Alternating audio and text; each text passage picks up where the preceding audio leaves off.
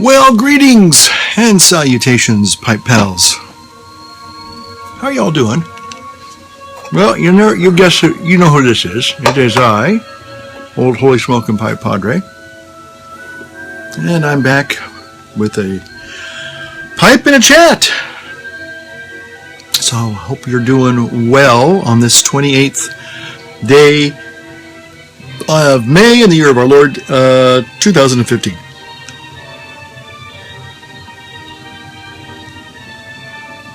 I am smoking a pipe that I've certainly smoked many times here on my channel.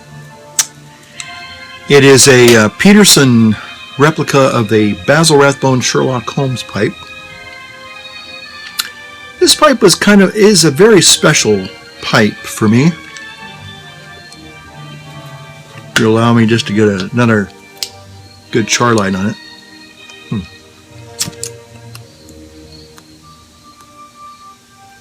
Now that's a char light. I don't know about you, but many of my pipes certainly have a lot of nostalgic remembrances for me. I'm going to move this up a little bit closer.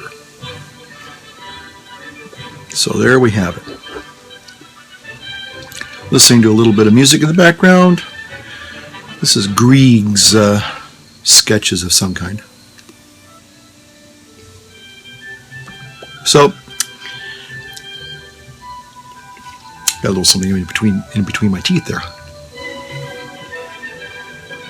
But this Peterson was a very special pipe for me. It goes back to like 1986, almost 30 years ago. And I was teaching school, and by the way, I meant to tell you, I'm smoking some Old Ironside. And I am, gotta be honest with you, before I go into this little story here, I am really wanting, I've been really debating, and I almost fired this beautiful gift up here, which is also obviously another English blend. This is an English blend, clearly. Pretty close to, it's up there with old Pirate Cake. It's probably a little bit lighter than Pirate Cake. Not as stout, but it is pretty stout.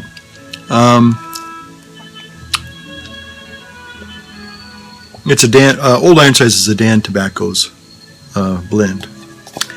Okay, but I really want to get into this GDB. Yogi, also from Deutschland, said it might be it's different. And they said that the people that manufacture this now are, I think if I understood him correctly, it changed hands. The ownership, the company changed hands. So he said this might be one of the last tins before it changed hands, which means it's very rare. Wow. Which makes me then a little bit more apprehensive about opening it up and smoking some. But then again, we'll talk more about that in just a moment. But I really would love to try this. And to our dear friend Tonya, also in Deutschland, look what I have here. I will be trying this probably a little bit later. Now, this is an aromatic. I'm going to go ahead and pop that open just for grins, okay? I just got this in the mail, so it's okay. I'm going to assume it's like Captain Black. That's my guess. I could be wrong. Now, here I am smoking. Ooh. Oh my goodness. Oh my goodness. Ooh. Smell that. Isn't that something? Smells like butterscotch. And I remember a pipe tobacco like this a long time ago. Like butterscotch, caramel, toffee, rum. Oh my goodness, that smells good enough to eat. Mmm. Definitely going to try some of this. This is a McClellan blend. Cool smoking, mild pipe tobacco that will not bite the tongue. Lightly fragrant with a hint of vanilla. Yep. And a touch of mint. Interesting. I am going to have to try that. So, but I'm showing this because 10 of this is coming somebody's way. That's all I'm going to say. There you go. Okay. So,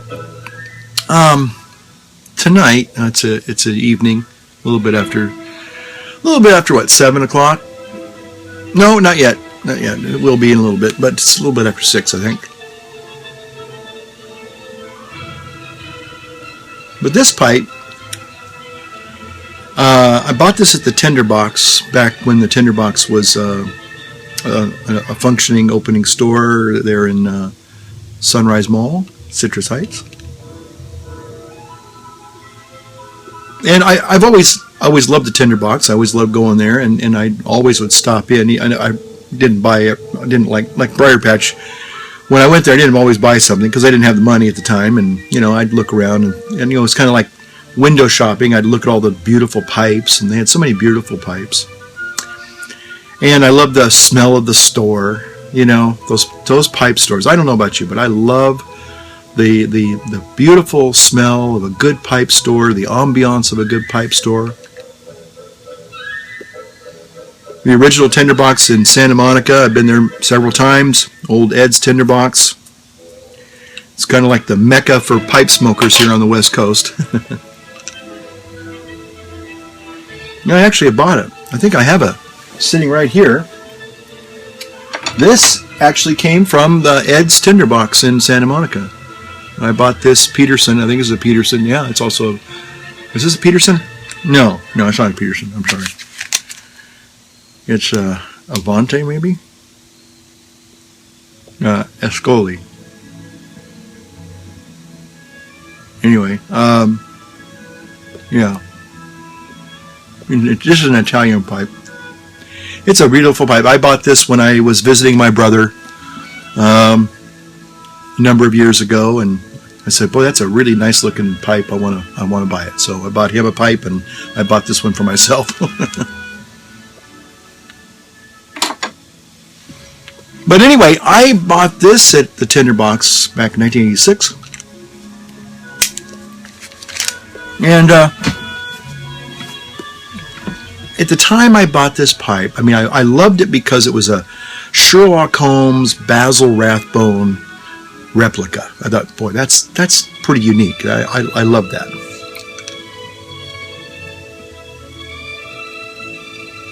And I was was captivated by the fact that it was this beautiful replica, and when it's polished up, she's a beauty. Let me tell you. Now I didn't get a chance to last year at this time. I put in my other kids, my little first string of ponies there, got them all cleaned up. And the problem is that it took several months for Sean to get them done. And again, that's not a critique. It's just that it takes time to do that. And I was fully aware that it was going to be that. And then last year, almost at this exact same time, those of you may remember, I was in my old rectory and we were starting that renovation, and so I had to pack up all my stuff, box everything up, and I kind of knew the handwriting was on the wall, so I didn't unbox a lot of stuff until I got here, because I kind of knew that I was going to be pressing on. So anyway, so this pipe that I got back in 1986, it's been with me. It's been one of my favorites.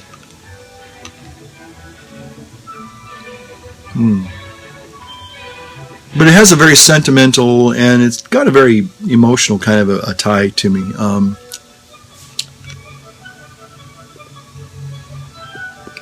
This pipe was kind of a very special friend when I was going through some really difficult, stressful I'll kind of try to explain this in a kind of an objective way. I was living because I was a school teacher at this Catholic school that I was teaching at, and I had just been accepted for seminary. I was officially a seminarian of our diocese, and so I was able to get permission to live in the rectory with the old Monsignor.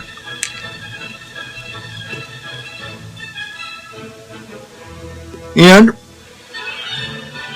God bless him, but he was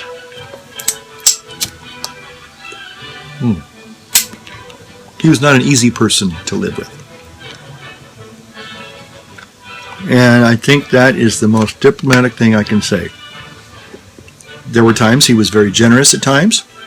He could be, a good person in some ways, but he just was a very difficult personality to live with. And one of the things that I think made him a difficult personality was he was a recovering smoker. And he made it abundantly clear that there was to be no smoking around him whatsoever. So there's no smoking in the rectory, no smoking in your rooms. If you even hinted of some kind of a tobacco essence on your clothes, you'd hear about it. And anyway, I'd put up with a lot of this person's negativity for quite a long time. And I got to a point where I got tired of it.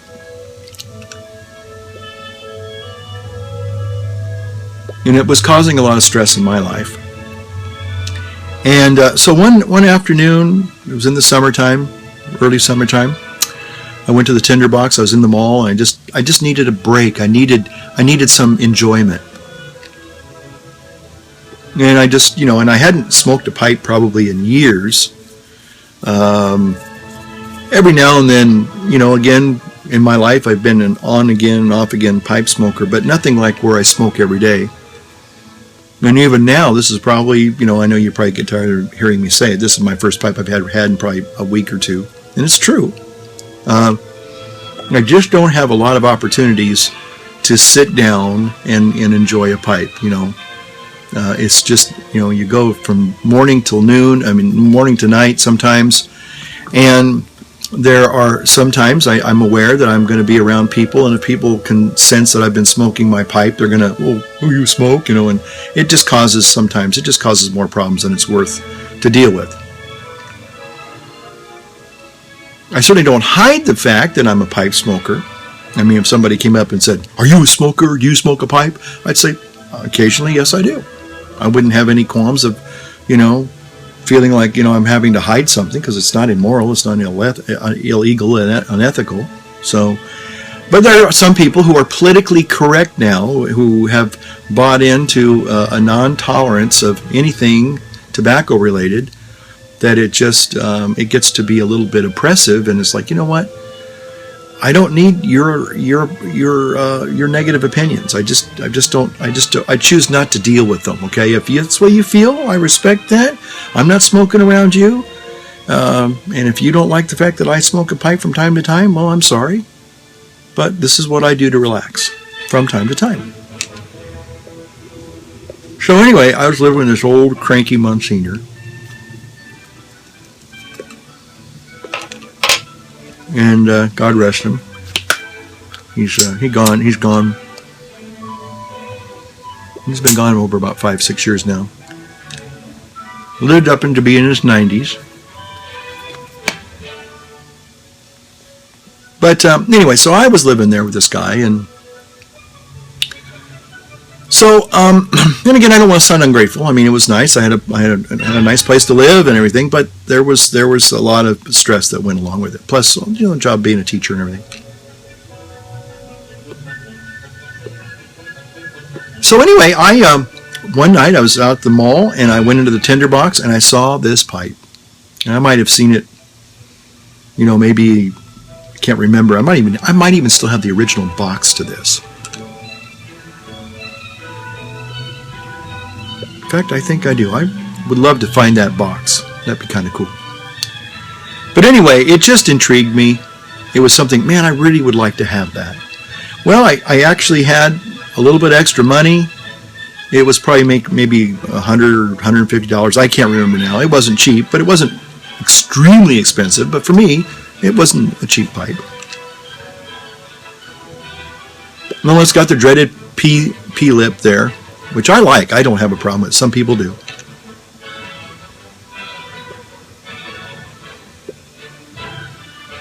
But anyway, so I got this and some tobacco.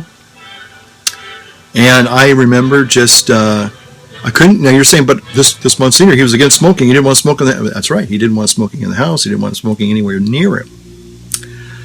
But part of my little rebellion streak said, you know what? I can go out in the field on a nice, beautiful, balmy summer evening, and I can light up my pipe and sit and just enjoy. And I don't know about you, but especially after a period of not smoking a pipe for a number of, maybe a couple of years, I just remember sitting there and just enjoying the flavor of a pipe. It was like, oh, I forgot how wonderful this is.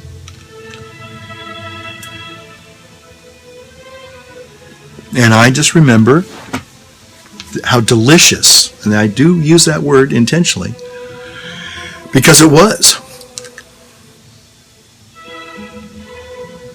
And I said, I'm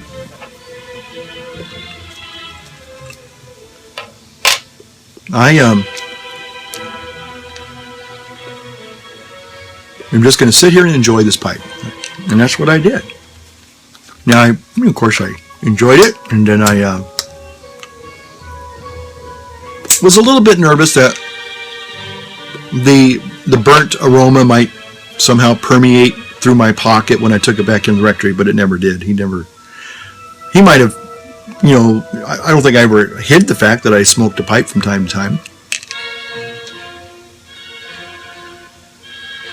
But anyway, I just remember what a comfort it was. It was a real comfort.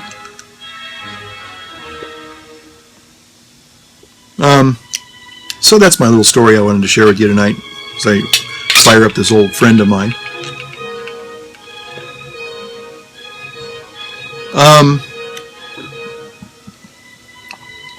Well, I'm still doing my fitness thing again. I haven't started the TSC, my new TSC challenge yet, but excuse me, I ate some. I'm working on finishing up the Whole30 diet, and actually I'm not going to finish it. I'm just going to probably stay on that, but right now I'm kind of on a modified thing where I'm just eating mostly cruciferous vegetables. And I'm trying to promote a little bit of healing on the old liver there, because I kind of think part of the reason why I haven't really been losing weight like I should be is I might have some residual metabolic damage due to the fact that I was eating, to be very honest, a lot of sugar when I first got here.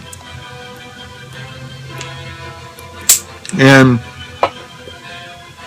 a lot of extra, carbohydrates. I actually started eating fast food again. I hadn't done that in 3 years.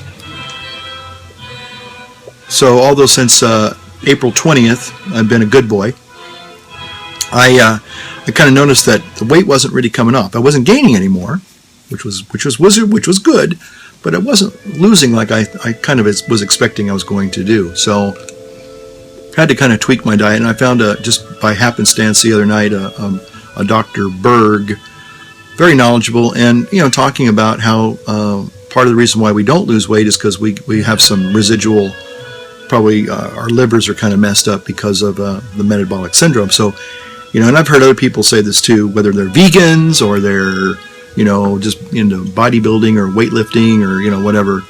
They do talk about when you want to lose weight, one of the ways to do it, a surefire way to do it, is to eat a diet high in cruciferous vegetables. And I've been eating lots and lots of salads and lots of green leafy vegetables, but really packing on now things like, Brussels sprouts and broccoli and cauliflower and parsley and, Brussels sprouts and, all those kind of really good cruciferous vegetables. So it's been doing that for the last 4 days. And so I'm looking forward to, I'm kind of noticing that things are starting to move in the right direction, and that's always good. But this leads me to what I want to talk about just briefly tonight. Get my little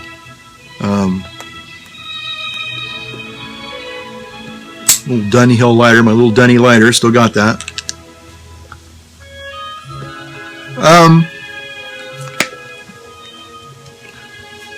I think one of the things that what appeals to me about the health and fitness stuff that I'm personally doing is it's something that I can do. It gives me a level of control, and to me that's very important. And I have a sense that I am investing in myself, in my health and everything. So, and again, if you do things correctly, you're going to see positive results. Okay, and that's a good thing. But what has intrigued me is that it becomes more, not so much as a fad diet or a diet per se, but the more I get into this, it really does become more of a lifestyle, And yes, there are times that I can equate a lot of the things that I do from a health perspective into my faith. Fasting is a part of the faith. Some people may not know that, or some people might kind of bristle at that and kind of think, "Oh gosh, fasting, that's terrible." But they're showing the positive effects of intermittent fasting, and I do tend to do that pretty much on a daily basis. I try to eat like one meal a day, although this doctor has said that you should eat 2 smaller cruciferous vegetable meals during this liver thing, so that's all in keeping with the Whole30 diet. The Whole30 diet is mostly vegetables and animal protein. So with this doctor's advice is I've lessened the animal protein significantly and just really focused more on the leafy greens. So again, that's keeping in sync with this diet, although the other diet would probably say, well, you need to probably really be also having good protein sources as well. And so, that's certainly part of that diet too, but it's not like if you don't eat the protein, you're somehow breaking the diet. So I am kind of limiting myself right now. But anyway, the reason why I'm interested in diet and health and fitness and all this stuff is, again, because it gives me a level of control over my life. And it's also interesting. I'm fascinated by it, whether it's LCHF, as I talked about in my last video. But I really think that what's interesting, what I wanted to talk about simply, is that what I find now, and this is one of the things that has been kind of a little bit nagging, is okay, it's good to be focused and trying to do good, healthy things for yourself. That's always a good thing. And it's good to also have some little indulgences, as long as you're not certainly addicted to them. Some people can have a little glass of wine or a little glass of spirits. That's their choice. Many of us like the Briar, and so that's okay too. But the thing is that what I've noticed, and because health and fitness and diet and exercise, that's a very personal thing. And I started asking myself, how do you kind of tie it together with a philosophy of life?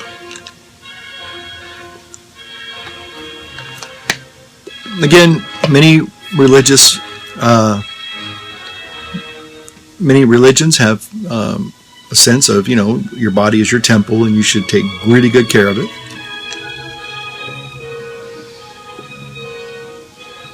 So it does. There is a philosophical or a religious component to all that. But there hasn't really been, until recently that I've been watching and listening, for people to really start trying to marry up their lifestyles, their fitness lifestyles, their diet and health lifestyles with a philosophy. With a philosophy. Now, this is where it gets interesting. Because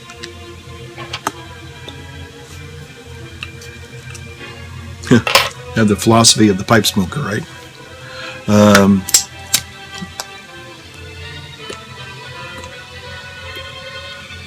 One of the rules is your pipe should never go out when you're doing a talk. Oops, I'm breaking my own rules here.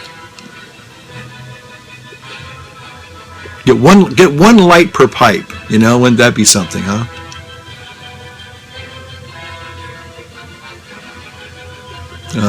I think Matches 860 does a really good job of that. I don't think he lights up very much. I think he just has that one light and he's just puffing away and telling his great stories.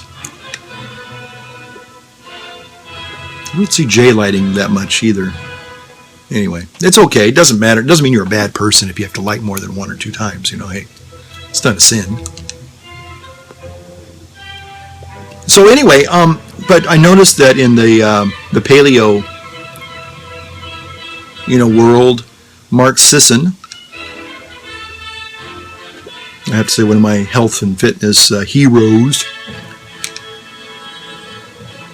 is now trying to, in one of his blogs, he was talking about, kind of a philosophy of life that highlights this lifestyle of the Paleolithic. Now you have to realize that again, Paleolithic people didn't have the benefit of language, certainly.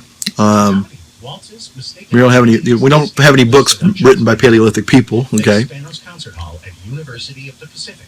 So we don't really know what they thought and what their politics were and their philosophies were, but it's interesting that people, because I think I was sitting there thinking this myself, as I said earlier, got this wonderful thing that I'm conscious of all the time, especially when it's time for me to eat something or somebody invites me to their home. I'm very careful. Or the last couple of evenings, I've had dinners here, and I've made one dinner. I made very paleo. It was a rib roast dinner with lots of good good food, all good food, but it had been very, very Paleolithic or paleo format food. And then the very next night, I invited some new friends over, and they were vegan. And I can cook vegan. I played with being a vegan for not necessarily a strict vegan, but just to see what that lifestyle and what that diet would do for me. And I did it, to believe it or not, about 3 years ago. I was learning a lot about Eastern Orthodox Christianity, and if you know anything about the Eastern Orthodox or the Eastern Rite Catholics, they do practice the Great Lent, and they give up meat and give up cheese and dairy one week, and then the very next week they give up meat, and I think they give up even sweets too. So dairy, cheeses, meats, and I think sweets as well. But definitely they have a cheese fair Sunday where they eat cheese, and then they say goodbye to that for all of Lent, and then the very next Sunday, I think it's meat fair Sunday, and they give up meat. So basically, you have to live pretty much like a vegetarian. There's no eggs, and there's no fish. So you're eating beans and vegetables and grains. So I wanted to see if I could do that for Great Lent, and I did. Not that I'm any great hero or anything. Probably lost a few pounds on that diet. It was good.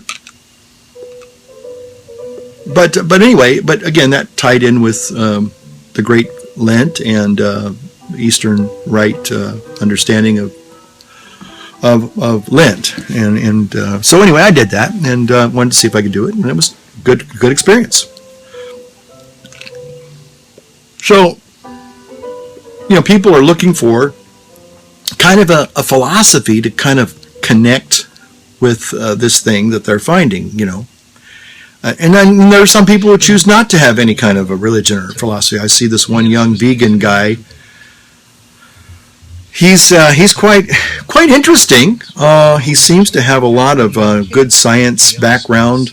I don't know if he's a pre-med guy or something, but but his attitude is just, I just say, deplorable. He just hates people who eat meat. He just has no tolerance for meat eaters. And and I can respectfully say, hey, I see your point. I just choose to disagree with you. But his whole thing is he's vicious. And to be honest with you, I mean, he's very entertaining, but he is very caustic and very vulgar and very cynical. And the other thing about this guy, he really is not tolerant when it comes to religion. He thinks religion is the worst thing in the world. Again, it's a free world, at least it is now. But so again, his philosophy, his life is a radical vegan. Okay. So I don't know. I don't know if it's something inside of us that, I don't know if we're looking to validate what we are trying to do and kind of say, well, this lifestyle's good for these reasons.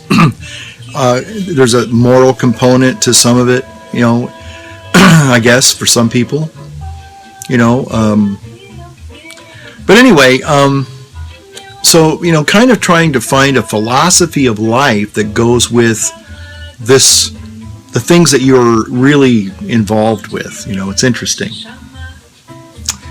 In the olden days, I guess, if you had religious faith, you would try to, base your whole life, on the teachings of your religious faith. And a lot of religions, especially say like Judaism and Islam, they have a dietary component, a huge, big dietary component. Whether it's the eating kosher in Jewish traditions or the fasts of Ramadan in the Muslim traditions, again, it was like it seemed like the philosophy came first. That was the foundation, and then from that foundational philosophy or religion, then the health and fitness piece fit. But in today's world, we kind of threw out religion. Most people don't see the purpose of it, or they're scandalized by it, or they just feel that it's just bad. So they vilify religion, all religions. And so, but then they find things in their life that are important, but then they're in search of kind of a philosophy to kind of seem to like they want to hang it on. And that kind of intrigues me. It's like, well, so do you, what do you believe, I guess, when it comes down to it? What is your lifestyle? What does your diet say about you, what you really believe? And I guess a lot of people really take it very seriously. Again, I respect people who have different viewpoints. I certainly don't pretend to say, well, I agree with you and I agree with you and that would make me schizophrenic and make me, disingenuous. But I can say, well, again, I'm not saying that if you're a vegan, you're a bad person. In fact, I watch a lot of the vegan shows, and there's some of these people that they make sense, and hey, more power to you. But I'm finding out that for me, in the last 3 or 4 days, I was just trying to eat strictly more of a vegetarian, cruciferous vegetable diet, which on one hand is really good. This Dr. Berg says, okay, if you start feeling fatigued, if you start feeling lightheaded, you start feeling dizzy, you feel like, there's all the get up and go has got up and left, it means that you need some animal protein. So get about 10 grams a day and go from there and see how you feel. So today was day 4. I started on Monday evening and I was just dragging this morning. And I ate 2 meals yesterday, 2 big, huge cruciferous salads, just big things. I mean, I I couldn't finish them all last night. I finished one for lunch today, but I just couldn't. You know, it's like, oh my gosh. And normally I can be a real chow hound, you know. So anyway, but this morning, and I said, well, okay, I wanted to try to do the full 2 weeks completely without any animal protein. So I had a couple of hard-boiled eggs for lunch today, and sure enough, started feeling pretty much normal again, you know, like, oh, okay, I can do this. So anyway, you know, I know some people would say, well, you know, you don't need to eat meat, you don't need to eat eggs, you don't need to, you know, do fish and all that. Well, you know, maybe some, you know, tell the Eskimos that, you know. Don't think they're going to be vegans. I could be wrong. You know, that's another thing I realize, you know, that I don't know everything.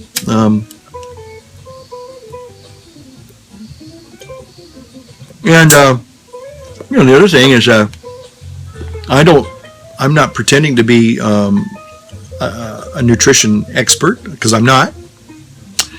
But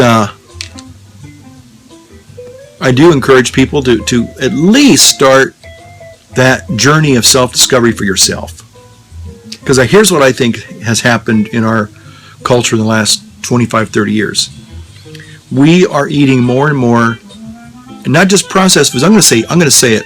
I'm going to get a little dogmatic here. We're eating artificial, fake foods. Things our bodies have no concept. When I look at labels now, I never used to read labels. I read labels, and you know what? I'm going to be honest with you. When I read some labels, I get really depressed. I start looking at all these chemicals. Now, some of them are chemical names for, you know, vitamins and things that are basically innocuous, that are actually in nature, but they give it maybe a scientific name. But the bottom line is that 50% of the foods that we eat that are processed are made out of preservatives. You know, look at stuff. You know, food is supposed to decompose. I mean, if it's natural and healthy food, it decomposes. Okay, it breaks down. You know, it does have a real shelf life. And well, when they say shelf life, that's another chemical-based industry kind of a thing. You know, how long is it going to last on the shelf so people can lay there for, you know, weeks and months on end, and you can still buy it and pick it up and eat it later. You know. Anyway, but what I think I have discovered for myself, and I think this is true. Whether you're a vegan, whether you're a paleo guy or gal, or you're a Mediterranean diet, or whatever diet you're doing, the more you begin to realize that it's just not healthy for us to eat processed foods, because our bodies just don't assimilate them, and they don't really break them down.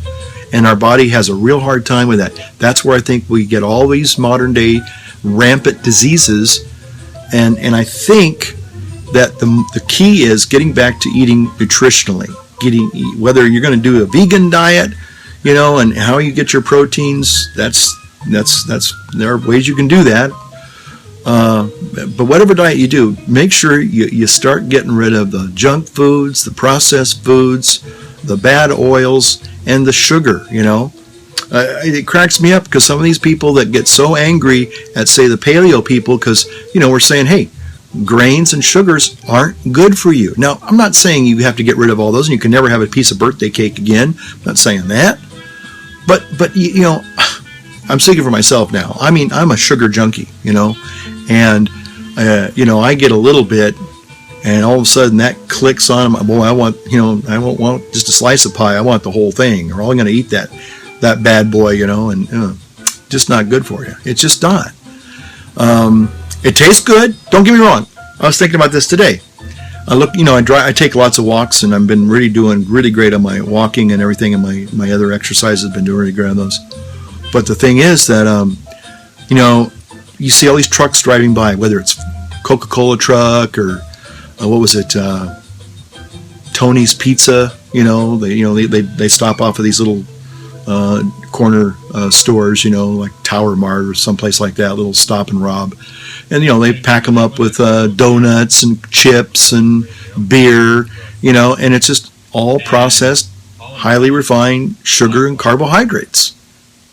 And I'm thinking, well, how many times have I just settled for, Hostess cupcakes and a Coke? And and eating that kind of food all the time, and wondering why I had, irritable bowel syndrome. No wonder I had constipation. No wonder my face broke out all the time. No wonder I couldn't, sleep, or no wonder I was, jittery all the time, or I was in a bad mood. And, I'm telling you, once I started realizing I am what I eat, again, things get much better. And again, I now maybe this might sound really kind of hypocritical to some people, but I'm going to try this again.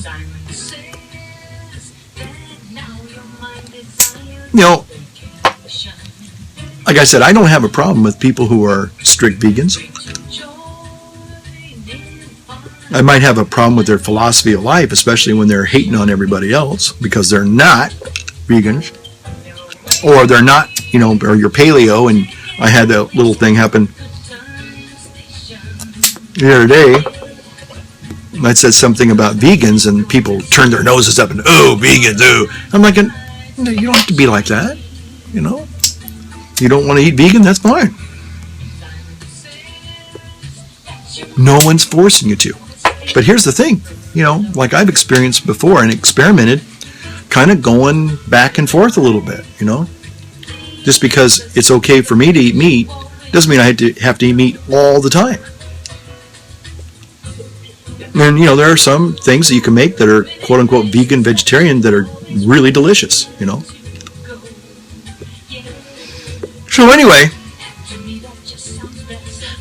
where you're at with all that stuff. Do you have a philosophy of life that, motivates you, kind of animates you in your diet and your health choices? I guess that's my question to you if I have a question tonight. And, and also, what do you think? Do you think I should open this beautiful tin of tobacco?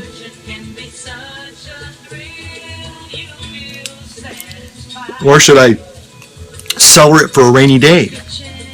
I really feel that, sometimes it's just best to enjoy things and not worry about, oh gosh, I don't have it. Like the old saying, can you have your cake and eat it too? Well, the other extreme is, you just never eat it, Well, then after a while, the cake, well, I know I was talking about not eating cake, but, these things that are good and are fun and pleasurable from time to time.